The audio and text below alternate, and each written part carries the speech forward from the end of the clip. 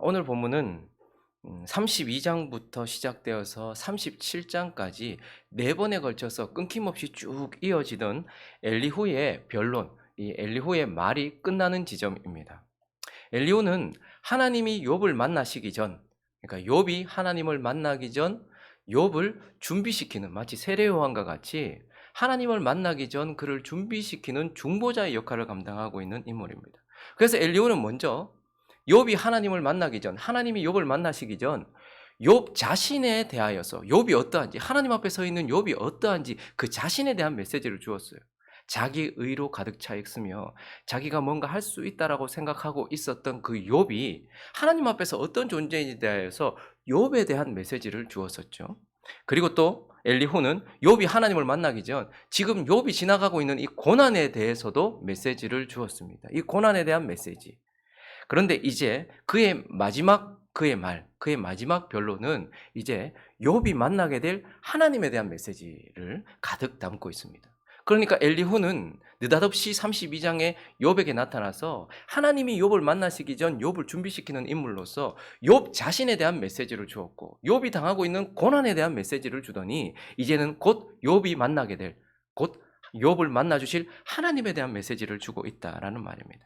그래서 우리는 오늘 이 엘리후의 말이 끝나는 이 지점, 그의 마지막 변론의 내용에서 그가 말하는 하나님은 어떤 하나님인지 살펴보고 우리에게 주시는 교훈들을 두 가지로 나눠서 살펴보려고 하는데, 그 첫 번째는요, 하나님은 경외의 대상이다라는 것입니다. 하나님은 경외의 대상이다. 엘리후의 마지막 메시지는 온통 하나님에 대한 것입니다. 그전에는 고난에 대한 것이었고 그전에는 욥에 대한 것이었죠. 이제는 하나님에 대한 메시지인데요, 그가 말하고 있는 하나님, 먼저 36장 26절은 이렇게 말하고 있습니다. 하나님은 높으시니 우리가 그를 알 수 없고 그의 횟수를 헤아릴 수 없느니라. 하나님은 높으신 분이다. 그리고 하나님은 우리가 하나님을 아예 알지 못한다는 것이 아니라 그분이 계시해 주지 않는다면, 그분이 우리에게 알려주지 않는다면 우리로서는 하나님을 전부 알 수 없는, 그분을 헤아릴 수 없는 분이다, 불가해하신 분이다 라고 이렇게 말하고 있습니다. 그리고 37장 19절과 20절은 또 그렇기 때문에 우리가 그에게 할 말을 그대는 우리에게, 너 자꾸 하나님에 대해서 하나님 나한테 나와서 얘기하기를 원하신다, 하나님이 어쩌고 하나님이 어떻고 얘기하는데 우리가 그에게 할 말을 그대는 가르쳐봐라. 우리는 아도나에서 하나님께 도저히 나는 하나님께 할 말이 없다, 아뢰지 못하겠노라. 내가 말하고 싶은 것을 어찌 그에게 고할 수 있으랴. 삼켜지기를 바랄 자가 어디 있느냐. 내가 다 이해할 수 없을 것뿐이지 내가 하나님에게 이래라 저래라 말할 수 있는 분이 아니다. 하나님은 우리가 이러쿵 저러쿵 우리가 그렇게 할 수 있는 분이 아니며 하나님에게 따질 수 있는 그런 분이 아니다 라고 말하면서 이제 그는 37장 1절을 시작하면서 이렇게 말하고 있습니다. 이로 말미암아 내 마음이 떨며 그 자리에서 흔들렸도다. 그러니 엘리후는 하나님 앞에서 떠는 자였단 말입니다. 하나님 앞에서 흔들리는 자, 하나님이 극히 크고 두렵다는 것을 알고 있는 자였다는 거예요. 그래서 그분의 크심과 그분의 두려우심을 뭘로 설명하는 거니까 이어지는 2절부터 이렇게 말하고 있는데요, 하나님의 음성, 그의 입에서 나오는 소리를 똑똑히 들으라. 그 소리를 천하에 펼치시며 번갯불을 땅 끝까지 이르게 하시고 그 후에 음성을 발하시며 그의 위엄찬 소리로 천둥을 치시며 그 음성이 들릴 때에 번개를 멈추게 하시느니라.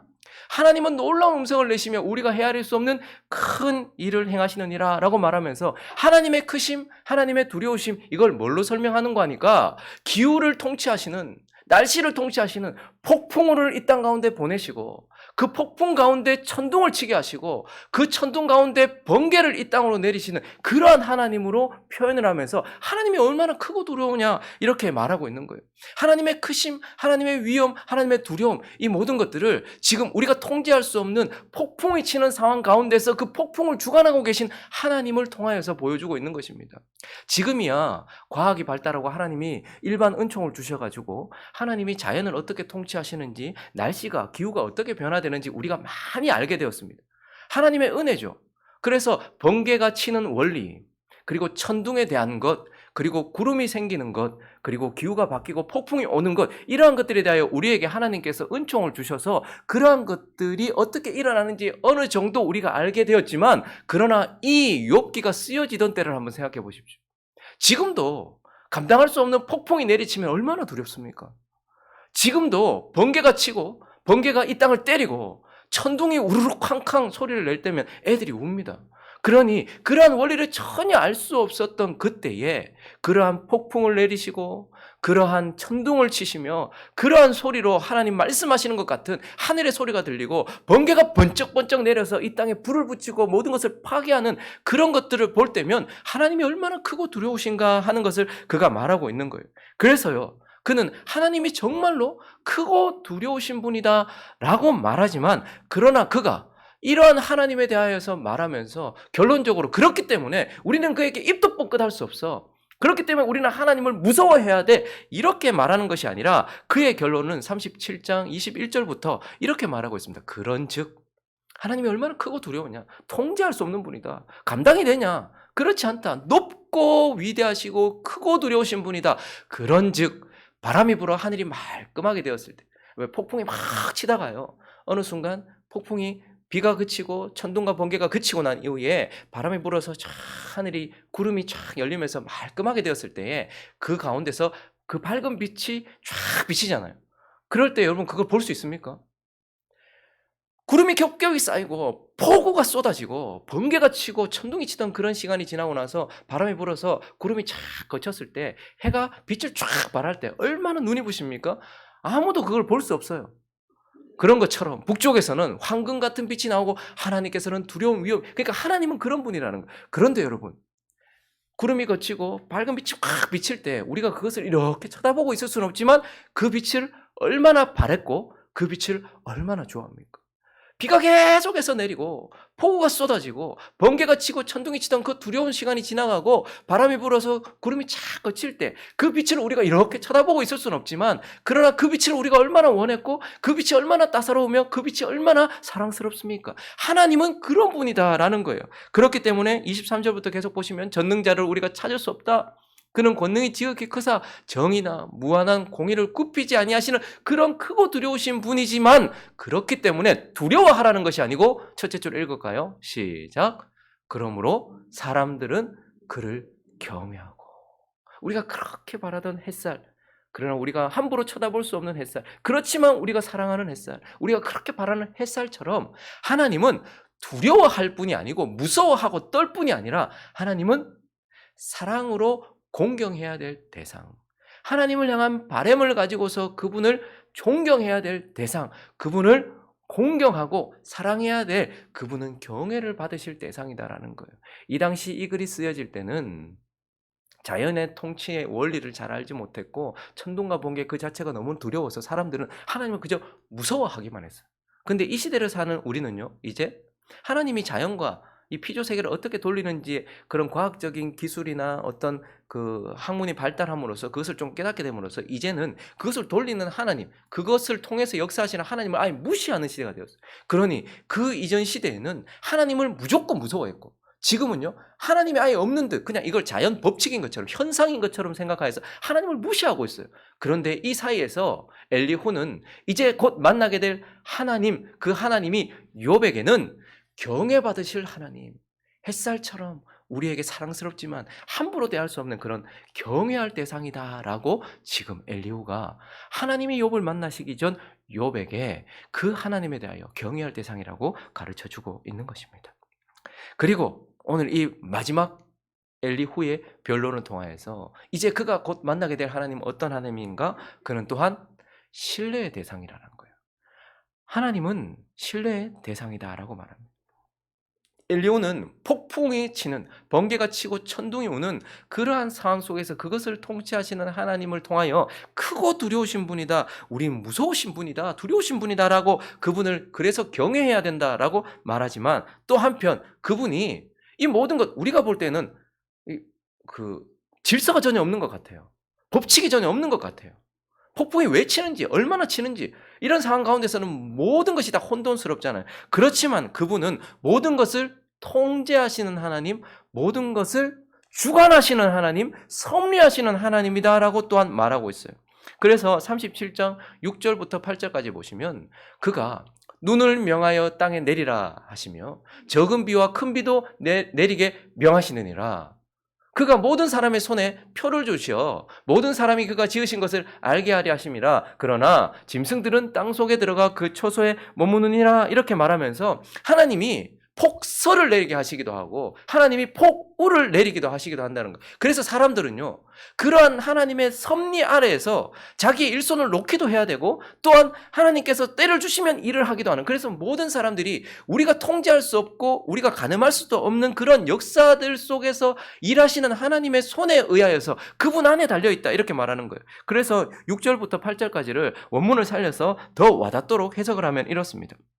하나님께서 눈에게 땅에 떨어져라 명하시면 눈이 땅 위에 펑펑 쏟아지고, 비에게 땅에 쏟아지라 명하시면 땅 위에 소나기가 주룩주룩 내립니다. 이렇게 그분께서는 폭설과 폭우를 통해 사람들의 일손을 묶어 놓으시고 모든 사람들로 하여금 하나님께서 하시는 일을 알게 하십니다. 이때 뭇짐승들은 눈과 비를 피해 각자 숨을 곳을 찾아 굴 속으로 들어갑니다. 그러니까 우리는 우리 마음대로 할 수 있는 게 아니에요. 내가 농사 짓고 싶다고 짓거나 내가 그만두고 싶다고 두는 것이 아니고 하나님이 때를 허락하시면 일을 하다가 갑자기 폭설이 쏟아지거나 폭우가 쏟아지면 거기에 맞춰서 일해야 된다는 거예요. 짐승들도 내가 나가고 싶다고 나가는 것이 아니라 폭설과 폭우가 쏟아지면 굴 속으로 들어갈 수밖에 없다는 거예요. 그래서 우리가 가늠할 수 없고 우리가 다 알 수도 없는 이 하나님의 역사가 일어날 때에 그것을 통해서 하나님은 우리가 하나님의 손안에 있구나. 하나님이 이 모든 것을 통치하시고 결국은 그 통치하시는 이 위엄이 크신 그 하나님의 통치 아래에서 우리는 순복할 수밖에 없는 그분의 손안에 있는 것이구나 라는 것을 알게 하신다라는 거예요. 그리고 37장 9절부터 13절도 보시면요, 폭풍우는 그 밀실에서 나오고, 폭풍우가 갑자기 어디서 나오는지 우리 모르잖아요. 갑자기 일어나고 추위는 북풍을 타고 옵니다. 하나님의 입김이 얼음을 얼게 하시고 물의 너비를 줄어들게 하느니라. 또한 그는 구름에 습기를 실으시고 그의 번개로 구름을 흩어지게 하시느니라. 그는 감싸고 도시며 그들의 할 일을 조정하시. 그러니까 이 모든 것들이 그냥 우리가 볼 때는 자연 현상이고 다 알 수 없는 그냥 혼돈이고 그렇지만 질서 없는 그냥 일어나는 우연인 것 같고 뭔지 잘 모르겠지만 그들의 할 일을 하나님께서 조정하신다는 거예요. 그는 땅과 육지 표면에 있는 모든 자들에게, 그러니까 이 일어나고 있는 모든 것들이 우리에게는 법칙처럼 찾을 수도 없지만 하나님의 명령에 의해서 고스란히 이루어지고 있다라고 말하면서 혹은 징계를 위하여 혹은 땅을 위하여 혹은 긍휼을 위하여 그가 이런 일이 생기게 하죠. 그러니까 이 땅에 일어나는 일들이요, 갑자기 저기는 왜 폭우가 쳤지? 저기는 왜 지진이 일어났지? 저기는 왜 갑자기 햇빛이 비치지? 우리 다 알 수 없어요. 그런데 그 모든 것들이 우리의 통제 밖에는 있지만 하나님의 통제 밖에 있지는 않다는 말이에요. 그럼으로써 그분이 그렇게 통제하실 때에 이 똑같은 일을 통해서 어떤 사람에게는 징계가 돼요. 근데 어떤 사람에게는요, 땅을 위하는 긍휼이 되어진단 말입니다. 그렇기 때문에 어떤 곳에 전쟁이 일어나고 어떤 곳에서는 갑자기 경제적인 어려움이 일어나고 어떤 곳에서는 갑자기 질병이 일어나고 이 모든 일들이 전부 다 그냥 막 일어나는 것 같고 통제 불가능한 것 같고 우리하고는 상관없는 것 같아도 하나님에는 통제 안에 있다는 거예요. 그러면서 이 똑같은 일을 통해서 어떤 사람에게는 이게 징계가 된단 말입니다. 근데 어떤 지역에는요, 이게 하나님께서 긍휼을 베푸시는 때가 돼요. 폭풍과 쏟아지는데 거기는 긍휼이 되고요, 폭설이 내렸는데 그건 긍휼이 된단 말이에요.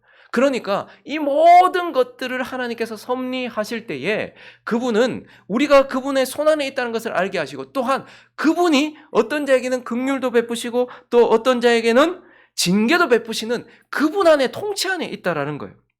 그리고 36장 27절부터 31절을 보시면요, 그가 물방울을 가늘게 하시고 빗방울이 증발하여 안개가 되게 하시, 올라가는 거죠. 되게 하시는도다. 그것이 구름에서 또 내려 많은 사람에게 쏟아져요. 갑자기 작은 비가 될 수도 있고 큰 비가 있어 쏟아집니다.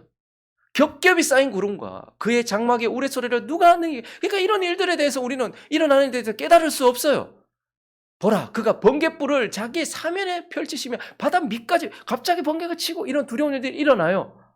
이런 일들로 만민을 심판하시며 음식을 풍성하게. 그런데 이 일을 통해서 또한 하나님은 어떤 사람은 심판하시고 어떤 곳은 심판하시고 또 어떤 곳에는요, 음식을 풍성하게 주시는 은혜를 베푸시기도 한다는 거예요. 그러니까 우리가 볼 때는요, 어떤 곳에 일어나는 일들, 이러한 일들, 저러한 일들, 자연 현상들, 그리고 사회 현상들, 이 모든 것들이 갑자기 경제가 폭망을 하고 이런 일들이 우리 또 개인의 역사 가운데서 일어나는 모든 일들이 그냥 우후죽순처럼 우리의 통제를 벗어났기 때문에 우리는 가늠할 수 없지만 이 모든 것들을 하나님은 통제하고 계시고 그리고 그 모든 일들을 통해서 하나님은 우리가 그의 손안에 있다라는 것과 하나님은 그에게 은혜도 베푸시고 긍휼도 베푸시고 징계도 하시는 분이라는 것과 하나님이 심판도 하시고 은혜를 주시는 분이다라는 것을 엘리후가 말하면서 그래서 어떻게 해야 된다는 거예요.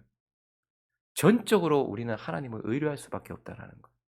전적으로 하나님께 매어 달리고 하나님을 신뢰할 수밖에 없다. 그러니 하나님은요, 우리의 사랑의 대상이라기보다는 우리의 신뢰의 대상인 것입니다. 그분이 우리에게 긍휼을 베푸시기를, 그분이 우리에게 심판이 아니라 은혜를 베푸시기를, 그분이 우리에게 역사하시기를 바라면서 그분이 하시는 일에 그냥 우리는 그분을 믿고 따라가면서 그분을 의뢰하면서 철저하게 그분에게 의존해야 된다라고 말하면서, 그분은 크고 두려우신 분이기 때문에 우리의 경외를 받으셔야 되고, 또한 그분은 우리가 할 수 없는 상황으로 우리를 통치하시기 때문에 우리는 그분을 철저하게 신뢰해야 된다. 우리가 그를 이해하고 알고서 따라가는 것이 아니라 우리는 믿고 가기 때문에 그분을 알게 된다 라고 말하면서 그분은 신뢰의 대상이다라고 말해요. 많은 사람들이 그런데 일어나는 현상을 신뢰하려고 해요. 폭풍우가 쏟아지니까 사람들은 그 구름을 신으로 믿었어요. 태양이 내려야지, 태양이 내리쬐야지 농사가 잘 되니까 태양을 신으로 섬겼어요. 달이 두려웠기 때문에 달을 신으로 섬겼단 말입니다. 그리고 어떤 사람이 권세를 가지고서 내게 뭔가를 주니까 사람을 신뢰했단 말입니다. 그러나 이 모든 것들을 통하여 하나님께서 일하시니 그 모든 것들은 2차 권능들이에요. 그러나 이것 위에 1차적인 권능, 근본적인 권능은 누굽니까? 하나님이에요. 그래서 많은 사람들은 그것을 잊어버린 채 2차 권능들, 자기에게 실제로 와닿는 비나, 그래서 폭우도 신이었습니다. 이집트에는요, 벌레들도 섬겼어요. 왜요? 바이러스나 이런 것 때문에 갑자기 질병들이 막 오거든요. 그러니까 그것들을 막 섬긴 거예요. 그러니까 그것들을 신으로 믿고 그것들을 신뢰하고 태양을 신뢰하고 바람을 신뢰하고 사람을 신뢰했단 말이에요. 그런데 엘리후는요, 그런 것들 위에 있는 1차 권능, 이 모든 것들을 통하여 일하시는 1차 권능, 하나님이 신뢰의 대상이다. 우리가 다 알 수 없지만 그분을 신뢰해야 한다라고 말하면서 이제 네가 만나게 될, 이제 곧 너를 만나 주실 그 하나님은 경외의 대상이면서 동시에 네가 철저하게 의뢰하고 의존해야 되는 신뢰의 대상이다라고 이렇게 말하면서 이제 그 길었던 32장부터 37장까지 4번에 걸쳐서 한 번도 끊어지지 않은 채 쭉 이어졌던 이 엘리후의 말이 여기서 끝나고 있는 것입니다. 말씀을 정리하겠습니다. 여러분, 구원받은 우리, 그리고 욥처럼 때때로 큰 고난을 만나는 우리에게 가장 큰 소망, 가장 큰 바람은 뭘까요? 구원받고 지금 우리가 천국 가 있는 게 아니고 이 땅에 있잖아요. 그리고 이 땅에서 가끔씩, 때때로, 어떤 사람은 자주 고난을 받는 우리에게 우리가 가장 소망하고 가장 바라는 건 뭐겠습니까? 하나님이 우리를 만나 주시는 거예요. 이 땅에서 우리가 하나님과 깊이 교제하는 거예요. 그리고 하나님과 계속 교제하는 거예요. 사실 이것이 우리에게 가장 큰 바람 아닙니까? 이 땅을 살아가는 동안 우리는 이미 이곳에서 천국을 누리면서 하나님이 나를 깊이 만나주시고 하나님이 계속 나를 만나주시는 것, 때때로 고난당할 때 하나님께서 찾아오셔서 이 고난에 대해서 얘기도 해주시고 이 고난을 해결해 주시는 그러한 하나님을 만나는 것, 이것이 우리에게 가장 큰 소망이고 가장 큰 하나님께서 주시는 은혜 아니겠습니까? 그런데 오늘 그에게 찾아온 엘리후를 통하여서 욥이 이제 곧, 우리가 내일 욥이 하나님을 만나게 돼요. 그런 것처럼 우리 또한 어떻게 하나님을 만날 수 있을지, 하나님이 언제 우리를 만나 주시는지 엘리후는 우리에게 가르쳐주고 있는 거예요. 우리가 어떻게 할 때 하나님이 우리를 찾아오시며 우리가 그분과 깊이 계속 만날까요?